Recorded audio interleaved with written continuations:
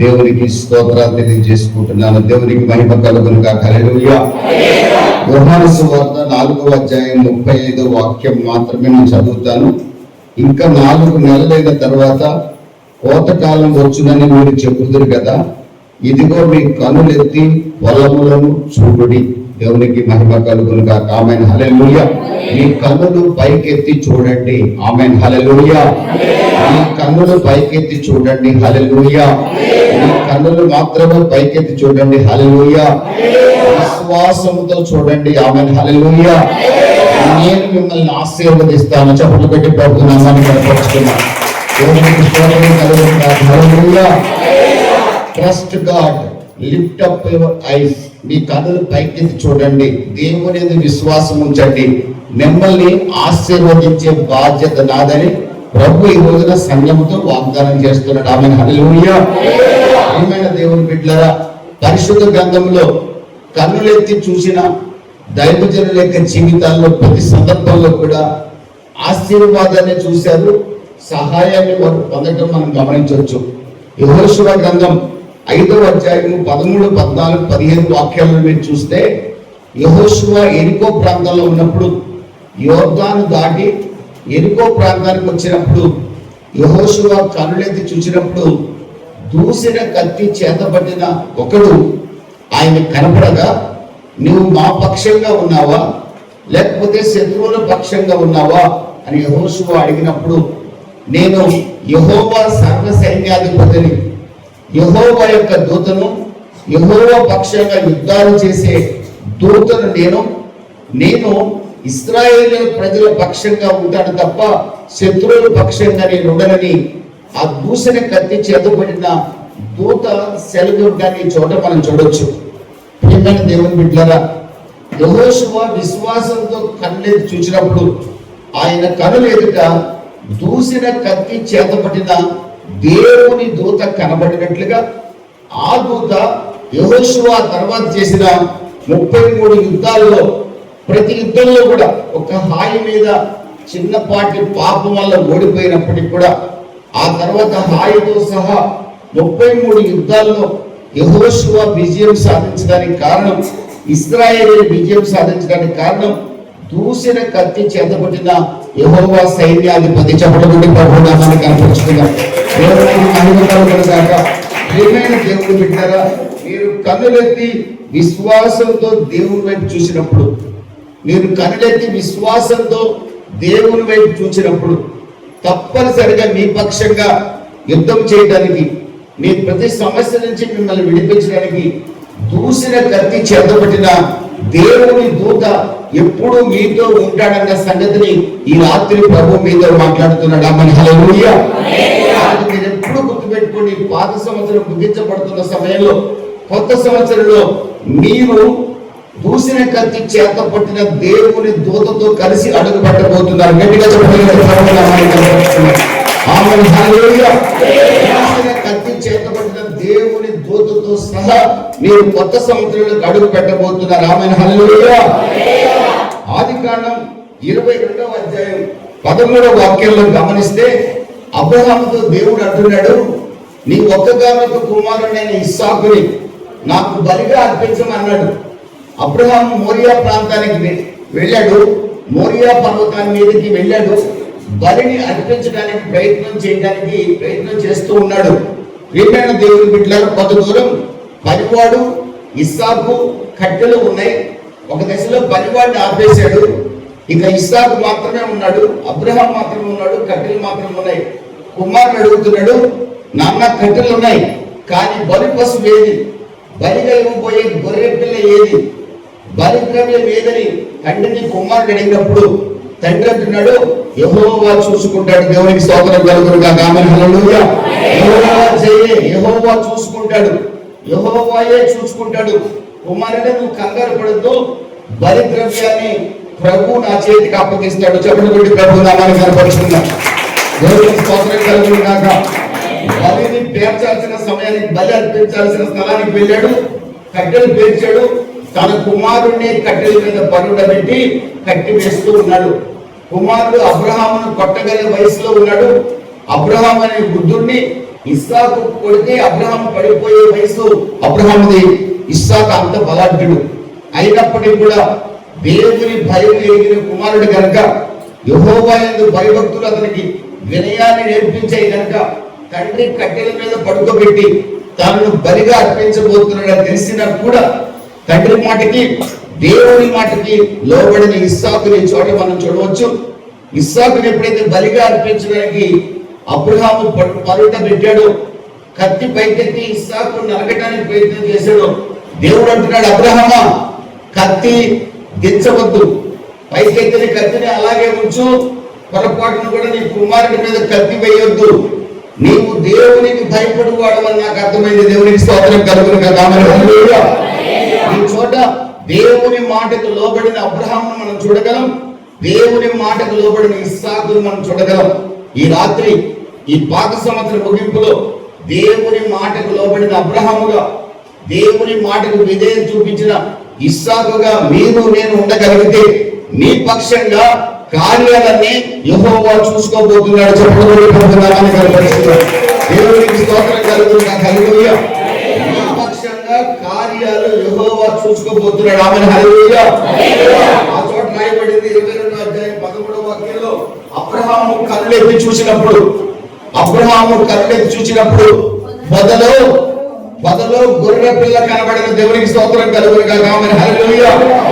పొదలోని గొర్రె పిల్ల ఎవరో కాదు, మీ కొరకు నా కొరకు బలైన ప్రభువైన యేసుక్రీస్తు. ఆమేన్. హల్లెలూయా. మీ కొరకు నా కొరకు శిలువలో వేలాడి అమూల్యమైన రక్తాన్ని చిందించిన యేసుక్రీస్తు ఆనాడు అబ్రహాముకు పొదలో ప్రత్యక్షపరచబడ్డాడు. ఆ గొర్రె పిల్లని అబ్రహాము బలిగా అర్పించినట్లుగా ఆ చోట మనం చూడగలం. దేవునికి మహిమ కలుగును గాక.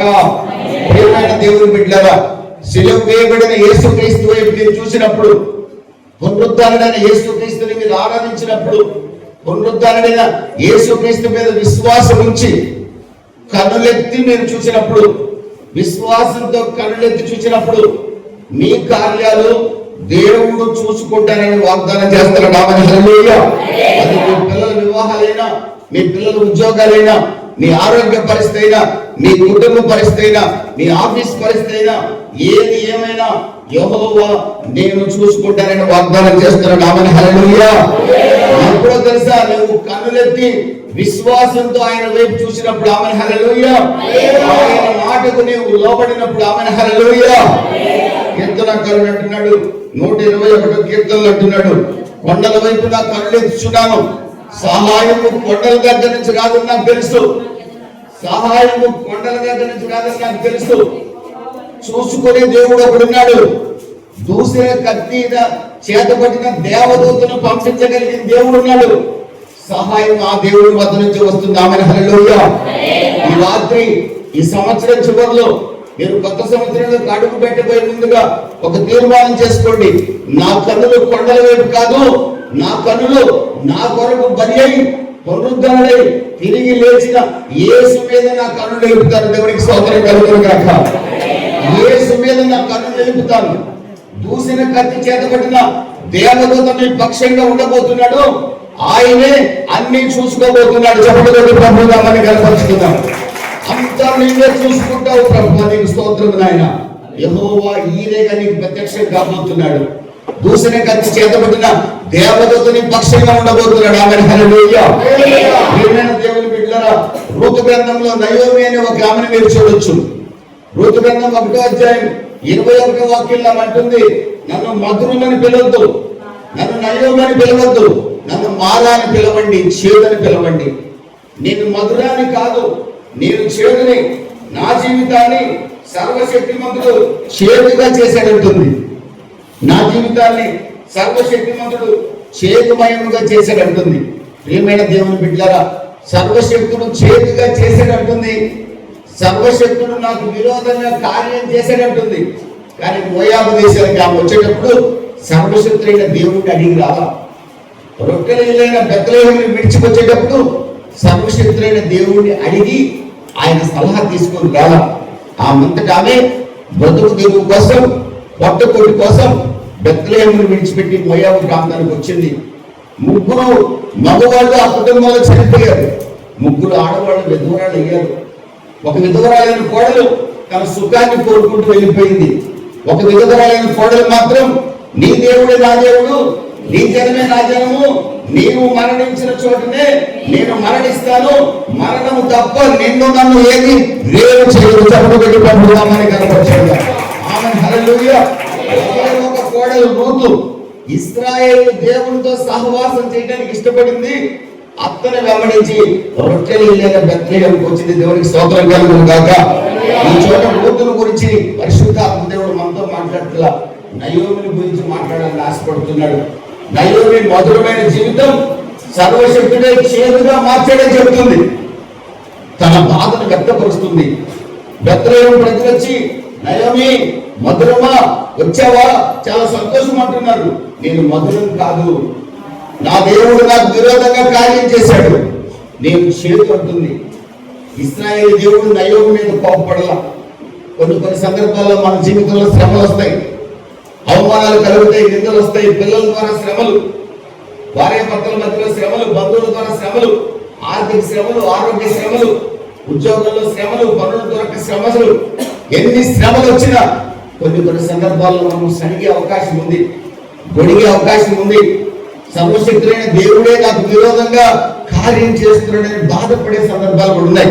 ఒక్క మాట చెప్పమంటారు, ఈ సంవత్సరం చివరిలో దేవుడు పొరపాటును కూడా మీ మీద కోపపడ్డాడు చెప్పడం. ఆయన మీ కన్న తండ్రి, ఆయన మీ కన్న తండ్రి.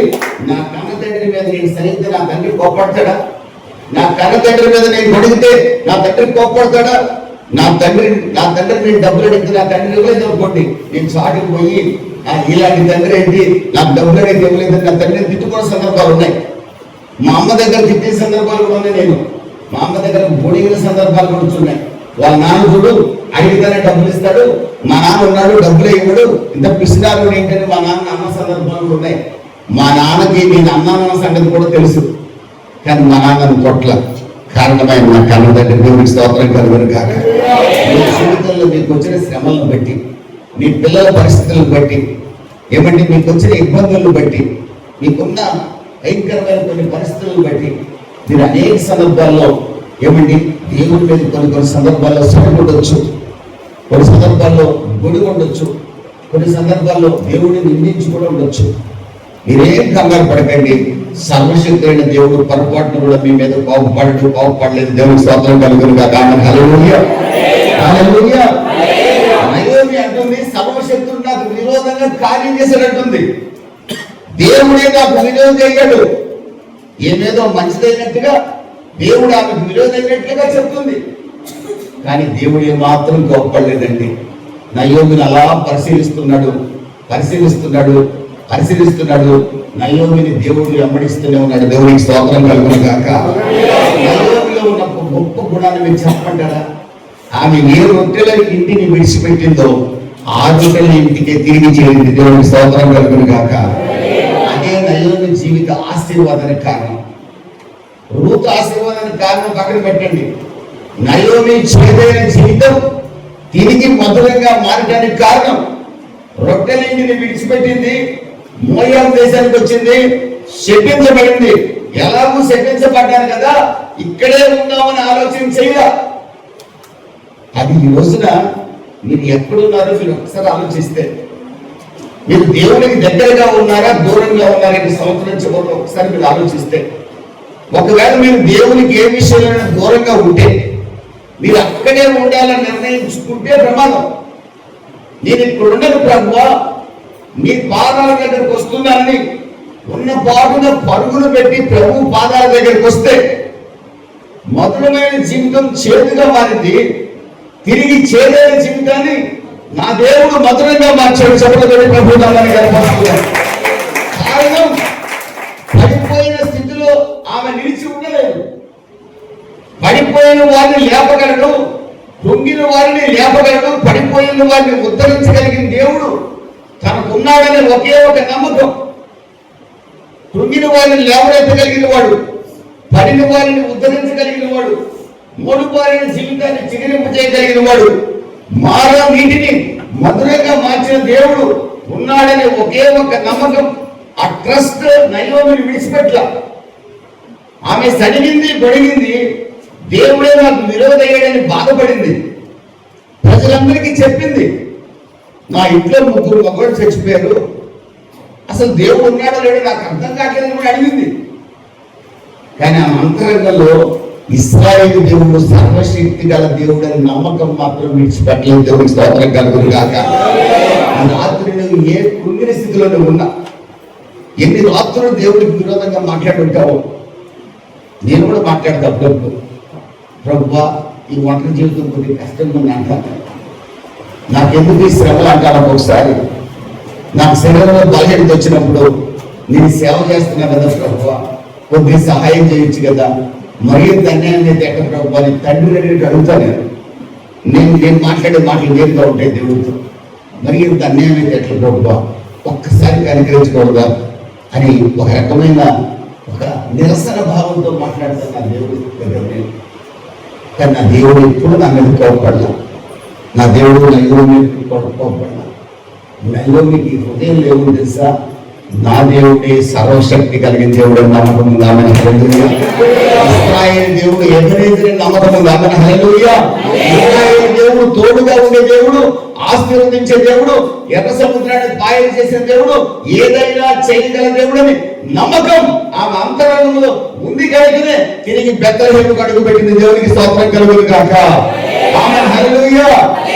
దేవుణ్ణి నిందించినా దూషించినా ఆయన బాధపడలేదు. కానీ దేవుని మీద ఆనుకున్న నమ్మకాన్ని చూసిన దేవుడు. రూతు గ్రంథం 4వ అధ్యాయం 13, 14, 15 వాక్యాల్లో పుర ప్రముఖులందరూ వచ్చి మొదట రూతును పొగిడారు.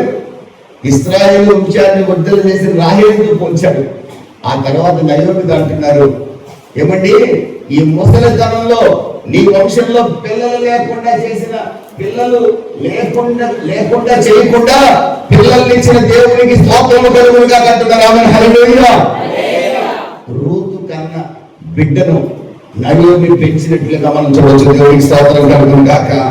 ఈ రోజున యేసుక్రీస్తు వంశావళిని గురించి చెప్పాలంటే ఖచ్చితంగా రూతు పేరు ఎంత ప్రాముఖ్యమో ప్రియమైన దేవుని బిడ్డలారా నయోమి పేరు కూడా అంతే ప్రాముఖ్యం. దేవునికి స్తోత్రం కలుగును గాక. నయోమి యొక్క ఆశీర్వాదానికి కారణం ఏంటో తెలుసండి, ఆమె ఇశ్రాయేలు దేవుని మీద నమ్మకాన్ని విడిచిపెట్టలేదు. ఈ రోజున మీరే పరిస్థితుల్లో ఏ విషయంలో దేవుని మీద సడుగుతున్నారో గొడుగుతున్నారో నాకు తెలియదు. కానీ సనబుద్దని సంశయుద్దని దైవ సేవకుడు నేను చెప్పగలను, కానీ చెప్పడం అంత సులభం కాదండి. కష్టాలు వచ్చినప్పుడు అర్థమవుతుంది. శ్రమలు కూడా వచ్చినప్పుడు ఒక్కొక్కసారి బాధ కలుగుతుందండి. ఒక్కొక్కసారి పిల్లలు తల్లిదండ్రులకు సడుగుతారు, భార్య భర్త మీద సడవచ్చు, భర్త భార్య మీద సడవచ్చు. అందరూ కలిసి కళ్ళు తండ్రి దేవుని మీద కూడా సరిగే అవకాశం ఉందండి. మీరేం కంగారు పడకండి. నీ బిడ్డ ఫెయిల్ అయితే నువ్వు బాధపడవచ్చు.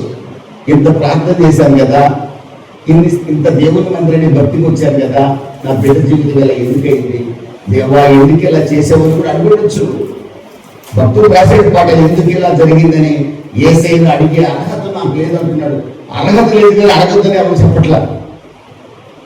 నీ మనసులో ఉన్న బాధ ఖచ్చితంగా ప్రభు స్పష్టంగా చెప్పచ్చు.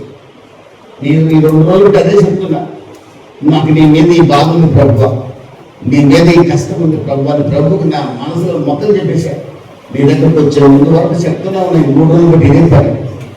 ఎందుకంటే అన్నీ ఆయన ఎట్టుంటాడు. ఆయన నాకు ఆయన మీద ఏం కోపం ఉందో కూడా చెప్పేశాను, ఎందుకు కోపడుతున్నాను కూడా చెప్పేశాను. ఫైనల్గా ఆయన ఒకటే ఒక మాట అన్నాడు, నా మీద నమ్మకం ఉంది కదా అని అడిగాడు నన్ను.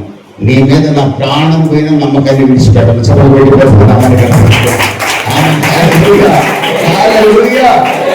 అందుకే నేను ప్రతికి రోజు నిలబడ్డాను. చెప్పలు పెట్టి ప్రభు కనిపించుకున్నాను.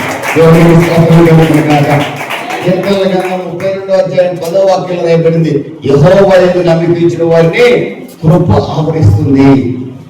ఆ కృపలో దైవం నిలిచింది.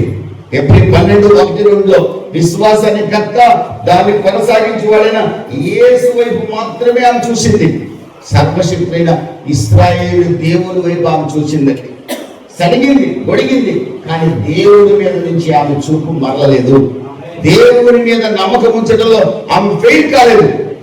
పేతురు అబద్ధం ఆడాడు, కానీ పేతురుకి దేవుడి మీద ఉన్న విశ్వాసం మాత్రం ఫెయిల్ కాలేదు. దేవునికి స్తోత్రం కలుగును గాక. పేతురు అబద్ధం ఆడినప్పటికీ సర్వశక్తుల మీద ఉన్న నమ్మకాన్ని విడిచిపెట్టలేం. అందుకే చేపలు పట్టుకునే వాడిని తిరిగి దేవుడు తీసుకొచ్చాడు. దేవుడికి స్తోత్రం కలుగును గాక. మీరు ఫెయిల్ కావచ్చు కానీ మీ విశ్వాసం ఫెయిల్ కాకూడదు.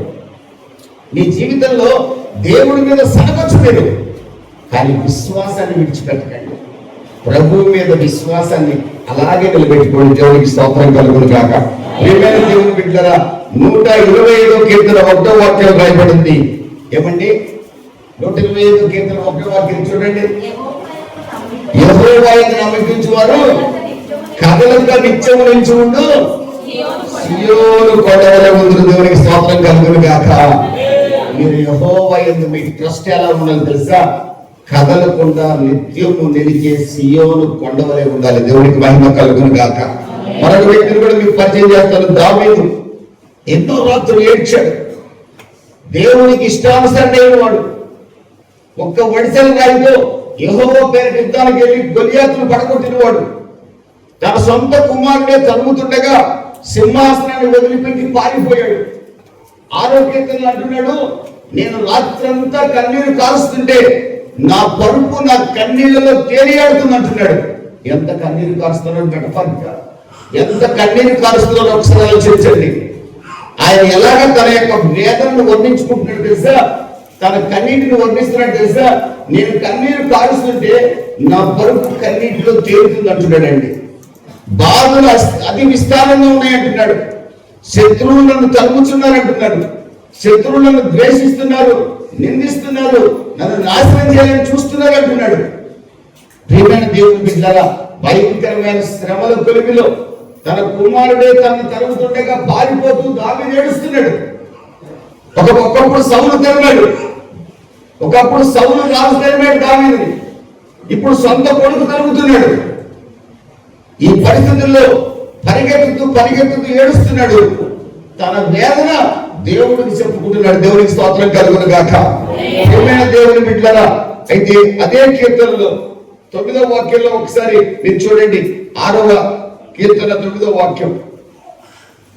6వ కీర్తన 9వ వాక్యం. ఆమేన్, హల్లెలూయా. ఆ పైన 5, 6, 7 వాక్యాలు ఏమని ఏడుస్తున్నాడు? నా పరుపు కన్నీళ్లతో తేలిపోతుంది అంటున్నాడు. నా బాధలు విస్తారం ఉన్నాయి అంటున్నాడు. నా కన్నులు గుంటలు పడిపోయి అంటున్నాడు. నా కన్నులకు నిద్రే రావట్లేదు అంటున్నాడు. అన్నపానాలు కన్నీళ్ళే నాకు అన్నపానాలు అంటున్నాడు. కానీ దేవుని మీద ఎంత నమ్మకం తెలుసండి? అన్ని శ్రమలు గుండా వెళ్తూ కూడా దేవుని మీద విశ్వాసం ఉంచడంలో ఎంత ఘనుడో దావీదు ఆశీర్వాదానికి కారణం అదేనండి. శ్రమల గుండా వెళ్తున్నాడు, ఏడుస్తున్నాడు. ఇక నాకు బ్రతుకుతానని నమ్మకం లేదంటున్నాడు. వెంటనే టోన్ మార్చేస్తాడు. యెహోవా నా ప్రార్థన ఆలకించి ఉన్నాడు. చెప్పలు పెట్టి ప్రభు నమ్మని కనపరుస్తున్నాడు. ఈ పాత సంవత్సరం చివరిలో మీరు ఏ పరిస్థితులను బట్టి ఎంత ఏడ్చినా కూడా, ఎన్నిసార్లు కుంగిపోయారో, ఎన్నిసార్లు పడిపోయారో, ఎన్నిసార్లు వేదనకు గురయ్యారో, మీ గుండె వేదన అతి విస్తారంగా మారిందో, ప్రియమైన దేవుని బిడ్డలు కొత్త సంవత్సరాలకు అడుగు పెట్టబోయే ముందు మీకు ఒక నమ్మిక, ఎంత గొప్ప నమ్మిక మీరు ఆరాధించిన దేవుడి మీద కూడా తెలుసా? నేను ఎంత ఏడ్చినా, ఎన్ని వేదనలు కూడా వేడినా, నా పరిస్థితులన్నీ నా ప్రభుతో చెప్పినప్పుడు నా ప్రభు నా ప్రార్థన ఆలకించి ఉన్నాడు. హల్లెలూయా. నా ప్రభు ఆ ప్రార్థన ఆలకించే దేవుడనే నమ్మకం నీకు ఉండాలి. ప్రార్థన ఆలకించే దేవుడనే నమ్మకాన్ని విడిచిపెట్టద్దండి. 3వ కీర్తనలో అంటాడు 3-4 వాక్యాల్లో, నా తల పైకెత్తువాడు నీవే, చెప్పబడి ప్రభునామని. ఆమేన్, హల్లెలూయా. ఆయన కూడా అంటున్నాడు, నా శత్రువులను చుట్టుకొని ఉన్నారు, నా శత్రువులను బాధిస్తున్నారు, నన్ను బాధించు వారు అనేకులు లేచి ఉన్నారు, నన్ను నాశనం చేయడానికి అనేకులు ప్రయత్నిస్తున్నారు. 3వ కీర్తనలో. కానీ అన్ని మాటలు చెప్తూ ఫైనల్ గా అంటాడు, నా తల పైకెత్తగలిగిన వాడివి నీవే. ఆమేన్, హల్లెలూయా. దేవుని మీద నమ్మకాన్ని దావీదు శ్రమల కొలిమిలో కాలుతో కూడా విడిచిపెట్టలేదు. దేవునికి మహిమ కలుగును గాక.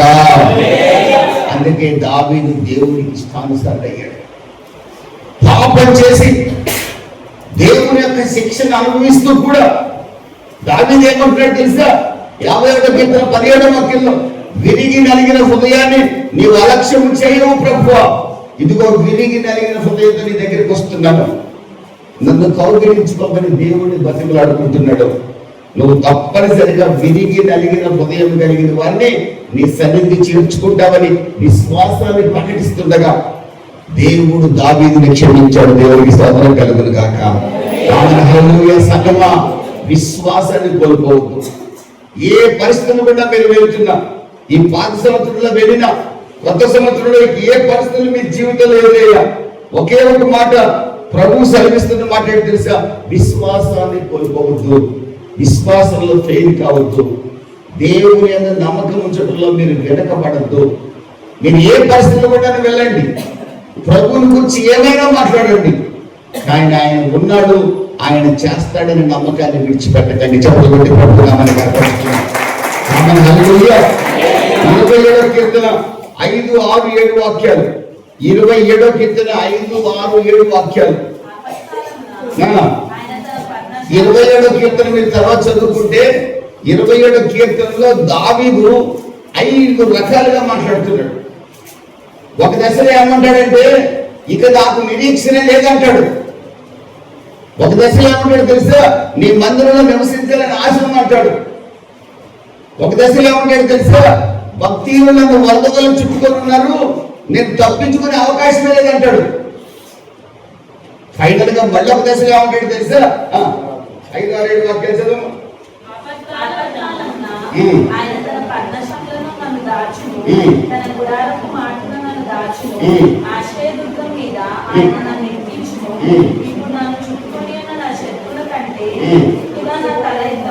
చప్పటి పెట్టి ప్రభునామాన్ని కనపరుచుకుంది.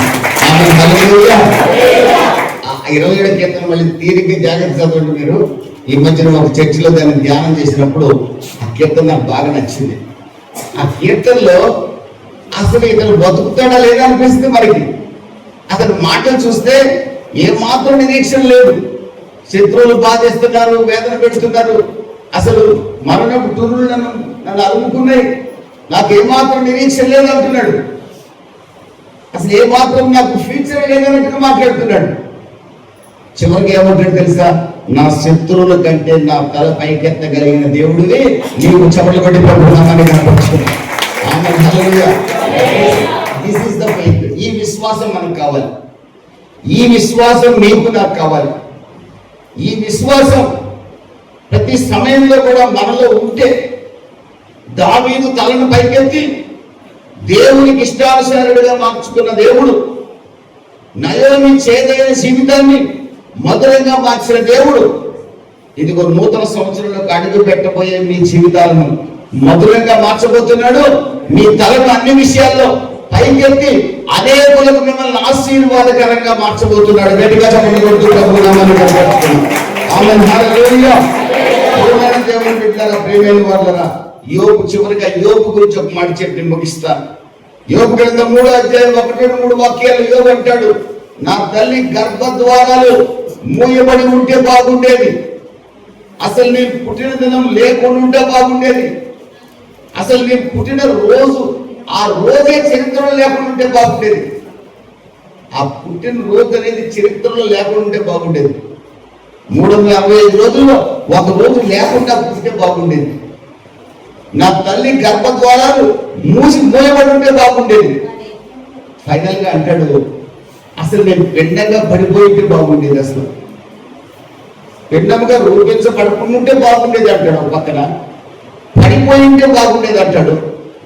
ఆ 3వ అధ్యాయం అంతా చదివితే వేదన వేదన వేదన వేదన నన్ను అలుముకుంది అంటాడంటే, నా కన్నులకు నిద్ర లేదు, అలసిపోయి సొలసిపోయి అని అంటున్నాడండి, నెమ్మది లేదు, విశ్రాంతి లేదు అంటున్నాడండి.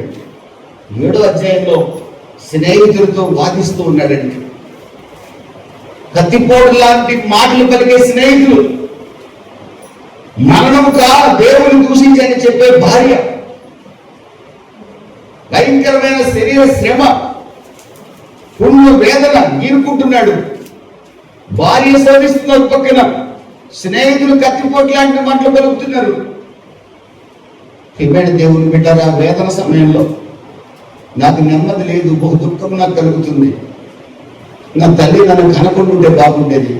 మన జీవితంలో కొన్ని కొన్ని శ్రమలు గుండా వెళ్తున్నప్పుడు చాలా బాధేస్తుంది. ఎందుకు నేను పుట్టానా అనిపిస్తుంది. ఎందుకు నేను చిన్నప్పుడే చనిపోయి ఉండొచ్చు కదా అనిపిస్తుంది. నాకు ఈ వ్యాధి వచ్చింది, ఈ వ్యాధిని భరించలేకపోతుంది అనిపిస్తుంది. ఎందుకు నాకు ఈ పరిస్థితి, దుస్థితి, ప్రభువా నన్ను తీసుకో అని అనాలనిపిస్తుంది. యోగు పరిస్థితి బహు భయంకరంగా ఉందండి. ఆ భయంకరమైన వేదనలో 7వ అధ్యాయంలో ఏమండి దేవుడితో వాదిస్తున్నాడు. తన బాధంతా దేవుడికి చెప్పుకుంటున్నాడు. తన నీతిని గురించి కూడా చెప్పుకుంటున్నాడు. మరికొన్ని దేవుడు తన నీతిని గురించి చెప్పుకుంటున్నాడు. ఒక రోజున నా తల మీద నా దీపం వెలుగుతుండేది. నేను అనేకులకు తీర్పు తీర్చాను. నా ఇంటికి వచ్చిన వారికి ఎవరిని కూడా ఆహారం పెట్టకుండా పంపించలేదు. నా గడప ద్వారం దగ్గరకు వచ్చిన వాళ్ళని అందరినీ నేను పోషించాను. వాళ్ళని తృప్తిపరిచి పంపించాను. నేను ఎవరికి అన్యాయం చేయలేదు. సర్వశక్తి నాకు అన్యాయం చేసినట్టు అనిపిస్తుంది అని బహు వేదనతో కన్నీరు కారుస్తున్నాడండి. ఆ భయంకరమైన వేదనలో కూడా నా ప్రియమైన దేవుని బిడ్డలారా, యోగులో ఉన్న గొప్ప నిరీక్షణ, యోగులో ఉన్న గొప్ప విశ్వాసం ఈ రాత్రి మీ హృదయాలను కదలించాలి. చెప్పబడి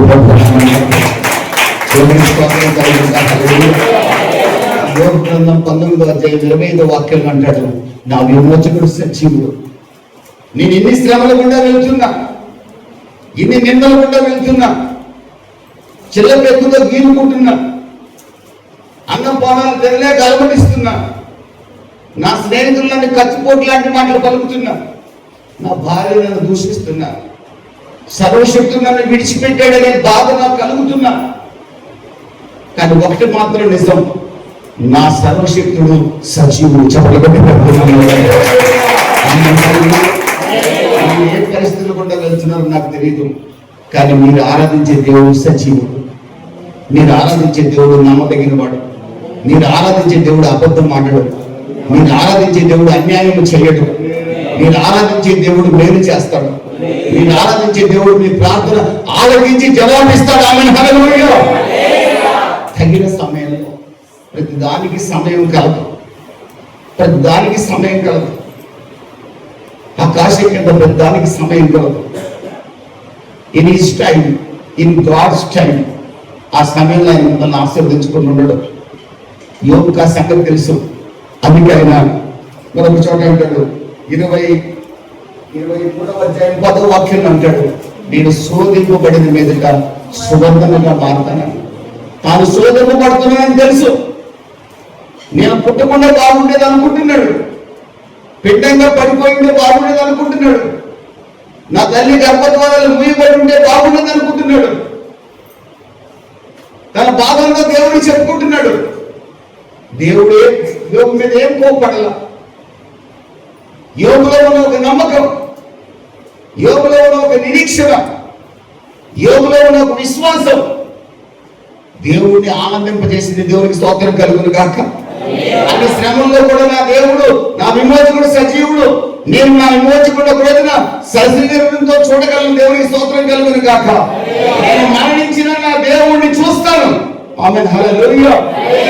అంత గొప్ప నమ్మకం బట్టి పాత నిబంధన పరిశుద్ధుడికి నా శరీరము చీకిపోయినా నా దేవుడిని నేను నా కన్నులతో చూస్తాను. ఈ రోజున కొత్త నిబంధన భక్తులు యేసు రక్తంలో కడగబడిన మనకు ఆ నమ్మకం ఉందా? మన దేవుడిని ఆ పరమశీయంలో చూడగలమనే నమ్మకం ఉందా? నా ప్రభు మేఘాల మీదకి వచ్చినప్పుడు నేను ఆయన్ని ముఖాముఖిగా చూస్తాననే నమ్మకం ఉందా? పాత నిబంధన భక్తుడికి ఆ నమ్మకం ఉంది. నేను శోధించబడుతున్నాను, కానీ సువర్ణంగా నా దేవుడు నన్ను మారుస్తాడు. ఎంత గొప్ప నిరీక్షణ అండి. ఆ నిరీక్షణ యోగుని ఏ స్థాయికి తీసుకెళ్ళి తెలుసండి? రెట్టింపు ఆశీర్వాదానికి యోగినిగా చేసింది. గట్టిగా చెప్పండి. యోగు కుమార్తెలంత సౌందర్యవతులు ఆ ప్రాంతంలో ఎవరూ లేరు. ఆమేన్, హల్లెలూయా. దేవుడు స్వయంగా యోగుతో మాట్లాడాడు. దేవుడు స్వయంగా యోగుతో ముఖాముఖిగా మాట్లాడాడు. ఎంత గొప్ప అనుకోండి. మనం కళ్ళలో యేసు ప్రభు కనపడాలని కోరుకుంటాం. తెల్ల గడ్డము, తెల్ల చొక్కా, తెల్ల లుంగి పెట్టుకొని. ఈ కళ్ళు ఏది నిజం కాదండి. ఎవరు కూడా వస్తున్నాడు కళ్ళలోకి. ఏం అవసరం లేదు.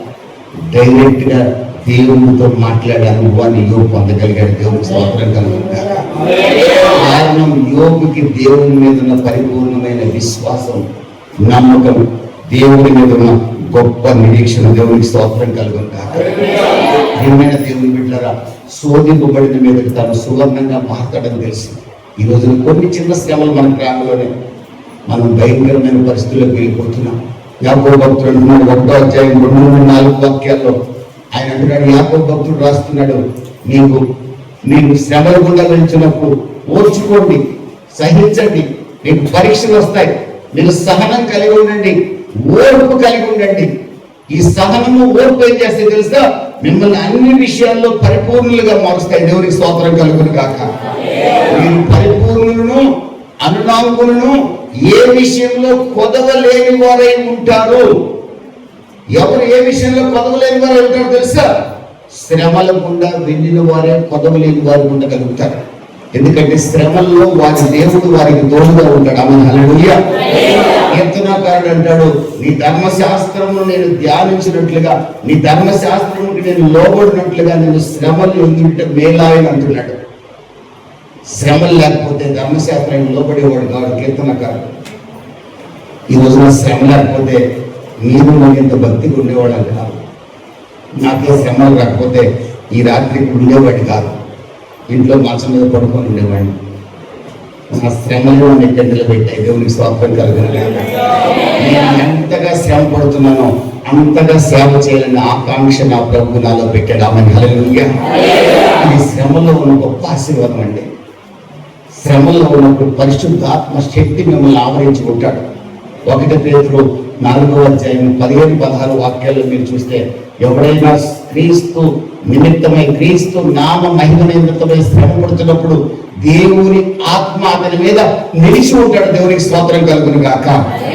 ఈ శ్రమలు మీకే కాదండి, లోకమందున మీ సహోదరుల ఎందుకు కూడా ఈ శ్రమలు కొనసాగుతున్నాయి. ఈ శ్రమలు జరుగుతూ ఉన్నాయి. కానీ రాబోయే మహిమ ముందు ఇప్పటి కాలం శ్రమలు ఎనదగినవి కావు. దేవునికి స్తోత్రం కలుగును గాక. శ్రమలు మనల్ని పరిపూర్ణులుగా మారుస్తాయి. శ్రమలు మనల్ని ఏ విషయంలో కొదవలేని వారిగా మారుస్తాయి. పరిపూర్ణలే పరలోక రాజ్యాన్ని చేరగలరు. పరిపూర్ణలే మహిమ శరీరాన్ని ధరించుకోగలరు. పరిపూర్ణులైనప్పుడు మాత్రమే ప్రభు మేఘాల మీదకి వచ్చినప్పుడు, రమ్మని పిలిచినప్పుడు పరిపూర్ణులు సమాధి చేయబడితేనే సమాధులు పగిలి చేస్తారు. పరిపూర్ణులు బతుకుంటే మహిమ శరీరం ధరించుకొని ప్రభు దగ్గరికి వెళ్ళగలరు. దేవునికి స్తోత్రం కలుగును గాక. అపరిపూర్ణులు వెళ్ళలేరు, పరిపూర్ణత లేని వారు వెళ్ళలేరు. ఎవరు పరిపూర్ణత తెలుసా? మత్తయి సువార్త 5వ అధ్యాయంలో శత్రువుని ప్రేమించేవాడు పరిపూర్ణుడు. ఆమేన్, హల్లెలూయా. శత్రువుని ప్రేమించగలిగిన వాడు పరిపూర్ణుడు. 5వ అధ్యాయం 42వ వాక్యం నుంచి మీరు చూస్తే, మీ శత్రువుని మీరు ప్రేమించిన ఎడల మీరు పరిపూర్ణులవుతారు అంటాడు. శ్రమల గుండా వెళ్ళేవాడు పరిపూర్ణుడు. క్రీస్తు నామాన్ని నమ్ముకొని కొన్ని సందర్భాల్లో శ్రమల గుండా వెళ్ళే ఒక విశ్వాసి పరిపూర్ణుడిగా మారుతాడు. కారణం అతను దేవుడి మీదనే ఆధారపడతాడు కనుక. యెహోవా ఆధారపడదగిన దేవుడు, ఆయన ఆశ్రయం, దుర్గము, కేడము, ఆపత్కాలమున నమ్ముకొనదగిన సహాయకుడు. దేవునికి మహిమ కలుగును గాక. హల్లెలూయా. ప్రియమైన దేవుని బిడ్డలారా, దేవుడు మిమ్మల్ని ఈ కొత్త సంవత్సరంలో అడుగు పెట్టబోయే ముందుగా మాట్లాడుతున్న మాట, నూతన సంవత్సరంలో నేను మిమ్మల్ని హెచ్చిస్తాను. ఆమేన్, హల్లెలూయా. నూతన సంవత్సరంలో మిమ్మల్ని హెచ్చించబోతున్నాను. ఆమేన్, హల్లెలూయా. మిమ్మల్ని లిఫ్ట్ అప్ చేయబోతున్నాను. ఆమేన్, హల్లెలూయా. మీరు ఉన్న స్థితిలో కాకుండా ఉన్నత స్థితిలోకి మీరు అడుగు పెట్టబోతున్నారు. చెప్పండి కొద్ది ప్రభు నామాన్ని కనపరుస్తున్నారు. ఆమేన్, హల్లెలూయా. మీ పిల్లల జీవితాలు, మీ వ్యక్తిగత జీవితాలు, మీ కుటుంబ వ్యవస్థ, మీ ఉద్యోగ వ్యాపార పనులు, మీరు ఉన్నత స్థాయి అనుభవాల్లోకి వెళ్ళబోతున్నారు. ఆమేన్, హల్లెలూయా. మీ కన్నులు పైకెక్కండి, విశ్వాసంతో కన్నులెత్తి చూడండి. ఆమేన్, హల్లెలూయా. 1 పేతురు 5వ అధ్యాయం 6, 7, 8, 9 వాక్యాలు రాయబడిన మాట మీరు చూస్తే, దేవుని బలిష్టమైన హస్తాల కింద దీన మనస్కులుగా ఉండండి. ఆమేన్, హల్లెలూయా. దేవుని బలిష్టమైన హస్తాల కింద దీన మనస్కులుగా ఉండండి. ఆయన మిమ్మల్ని హెచ్చిస్తాడు. గర్వాన్ని విడిచిపెట్టండి, కళ్ళెత్తి ప్రభు వైపు చూడండి. యోబు వలె నిరీక్షణ ఉంచండి, నయం వలె నిరీక్షణ ఉంచండి, దావీదు వలె నిరీక్షణ ఉంచండి. నిరీక్షణ కోల్పోవద్దు, గోతిలో పడిన యోసేపు, చెరసాలలో పడిన యోసేపు నిరీక్షణ కోల్పోలేదు. ఇశ్రాయేలు దేవుడు నమ్మదగిన వాడు, దర్శనాన్ని నెరవేర్చి తీరుతాడు. ఆమె హల్లెలూయా. ఒకే ఒక నమ్మకం సింహాసనాన్ని చేర్చింది. ఒకే ఒక నమ్మకం సింహాసనాన్ని చేర్చింది. సింహాసనాన్ని చేరి గర్వించాడా? 4 రూపాయల రాగానే గర్వించినట్టు గర్వించదా? అన్నదమ్ములు వస్తే అన్నదమ్ములను చేర్చుకొని అన్నదమ్ముల్ని క్షమించి పోషించాడు. దేవుడి స్తోత్రం కలుగును గాక. క్షమించి పోషించాడు. ఆమె హల్లెలూయా. మీరు నేను హైదరాబాద్కి వచ్చి ఏ స్థాయిలో ఉన్నామో, మన ఊరి నుంచి ఎవరైనా మన ఇంటికి వస్తే అంత అన్నం పెట్టి, ఒకప్పుడు వాళ్ళు చేసిన తప్పేదలుంటే క్షమించి అంత అన్నం పెట్టగలుగుతున్నామా? మా ఊళ్ళో ఉండగా వీడు నన్ను లెక్క చేశాడా, ఇక్కడికి వచ్చాక నా దగ్గరకు వచ్చాడు నా ఇంటికని ఎంత గర్వం మనకి. ఆశీర్వాదాలు ఎక్కడి నుంచి వస్తాయండి? ఎలా వస్తాయండి? అన్నిడే కావచ్చు. అసలు మీ ఊర్లో నువ్వు పెద్ద భక్తుడివే కావచ్చు, మీ ఊరి నుంచి ఇక్కడికి వచ్చాడు, తమ్ముడు బాగున్నామని వచ్చాడు. ఒకప్పుడు అతను చేసిన తప్పే నీకు ఇంకా గుర్తుందంటే దేవుణ్ణి హెచ్చించలేడు. కొలసీ 3:13 రాసింది, క్రీస్తు యేసునకు కలిగిన క్షమించే మనసు నిర్ధరించుకోండి. క్రీస్తు యేసునకు కలిగిన క్షమించే మనసు నిర్ధరించుకోండి. క్షమించుటనే వస్త్రం అంటున్నాడు అక్కడ, దాన్ని ధరించుకోమంటున్నాడు, ఆ మనసు ధరించుకోమంటున్నాడు. ఎక్కడి నుంచో మన దగ్గరికి వస్తారు కొంతమంది, వాళ్ళు చేసిన తప్పులేదు జ్ఞాపకం చేసుకుంటాం. అక్క వస్తుంది, అక్క ఎప్పుడో తిట్టింది జ్ఞాపకం చేసుకుంటాం. ఆడబిడ్డ వస్తుంది, ఎప్పుడో నేను ఆనందాన్ని జ్ఞాపకం చేసుకుంటాం. అత్తగారు వస్తుంది, 10 రోజులను తిట్టిందని జ్ఞాపకం చేసుకుంటాం. కానీ యోసేపు తనలో గోతిలో వేసిన సొంత అన్నదమ్ములు ఆహారం లేక అలవడిస్తూ వస్తే వారిని చూసి ఏడ్చాడు. మొదటగా వారిని క్షమించాడు. అనలారా మీరు దుఃఖపడకండి, మనం మేలు కొరకే జరిగింది. మీరు గోతిలో వేయకుండా ఉంటే నేను చెరసాల్లో పడేవాడిని కాదు, చెరసాల్లో పడకుండా ఉంటే సింహాసనానికి వచ్చేవాడిని కాదు. దేవునికి స్తోత్రం కలుగును గాక. 8:28 ప్రకారం సమస్తము సమకూడి మేలు కొరకే జరుగుతాయన్న సంగతి నాకు తెలుసు. ఈ రోజున మీరు నేను ఈ పట్టణంలో ఉండడానికి కారణం మన మేలు కొరకే. దేవునికి స్తోత్రం కలుగును గాక. ఏ కారణం వల్ల మీరు ఈ పట్టణానికి వచ్చిన నా ప్రియ సహోదరి సహోదరుడ, క్షమించే హృదయం, అవసరమైన వారిని పోషించగలిగే హృదయం, విశ్వాసంతో కనులెత్తి దేవుని వైపు చూడగలిగే ఆ నమ్మకం, ఇశ్రాయేలు దేవుని మీద పరిపూర్ణమైన నమ్మకం నీకు నాకు ఉండగలిగితే, ఆ క్షమించే స్వభావం మనలో ఉండగలిగితే, దీన మనస్కులుగా గర్వాన్ని విడిచిపెట్టి దేవుని బలిష్టమైన హస్తాల కింద దీన మనస్కులుగా మారండి. ఇశ్రాయేలు దేవుడు 26లో మిమ్మల్ని హెచ్చరించబోతున్నాడు. ఆమె హల్లెలూయా. కన్నులెత్తి చూద్దామా? ఒక తీర్మానం చేసుకుందామా? కలవరపడి కొండల వైపు కన్నులెత్తిన సహాయం నీకు దొరకదండి. దేవుని ఎదురు నుండే సహాయం వస్తుంది. ఇశ్రాయేలు దేవుడు మీకు సహాయం చేయడం సిద్ధంగా ఉన్నాడు. ఆయన మిమ్మల్ని ఆశీర్వదించాలని, మిమ్మల్ని హెచ్చించాలని ఆశపడుతున్నాడు. ప్రార్థన చేద్దాం. ప్రభు యొక్క దీవెనలు పోగొట్టుకోకూడదని ప్రభు ఆశపడుతున్నాడండి. ప్రార్థన చేద్దాం.